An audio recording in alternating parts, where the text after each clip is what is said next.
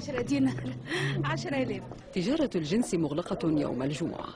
نحن في العاصمة التونسية على أبواب ما يعرفه التونسيون بشارع عبد الله جش، والذي هو محل رسمي للبغاء منذ أكثر من قرن. يقع هذا المحل في أزقة المدينة العتيقة بالقرب من جامع الزيتونة. شارع عبد الله جش ضيق، توجد على جانبيه غرف وبيوت صغيرة تقف أمامها ممسات شبه عاريات يعرضن أجسادهن لمن يريد مقابل 10 دنانير فقط.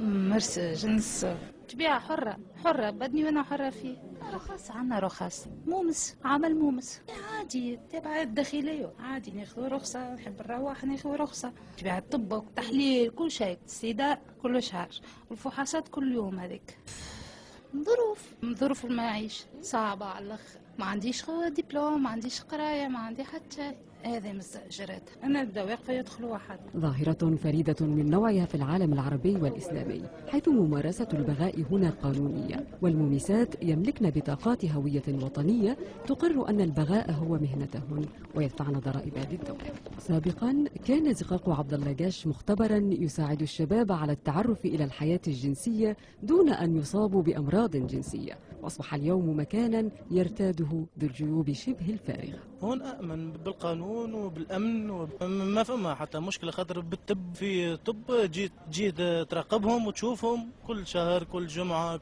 ما خافش مني وامرض. أكيد يحرص فيها الأمن. هي معناتها علاش قانونية؟ حاجة مش قانونية تلقاش أمن. معناتها هذا عمدم حاجة قانونية فيها الأمن تلقاه برا مدني لابس حوايج مدنية ما تعرفوش. بالنسبة لي أنا معناتها في غلق هذا المكان معناها باش تزيد أكثر حالات الاغتصاب عنا في تونس. بالعكس أن ما تخلي المكان هذاك مفتوح باش ينقص التحرش بها معناتها جنسيا. حرام في ديننا حرام لازم يغلق. ربي يهدي البنات ويهدي أمة محمد. خاطر واحد عنده أولاد وعنده جوز وعنده أخت وعنده واحد ينحوه أحسن يسكروه أحسن. لا يزعج مميسات عبد الله جش أن يقال لهن إنهن كذلك، ولكنهن يحلمن بالتوصل يوما ما إلى كسب رزقهن بشكل آخر. ما يتمنيش يخرج منها البقعة هذه. الناس كل تتمنى.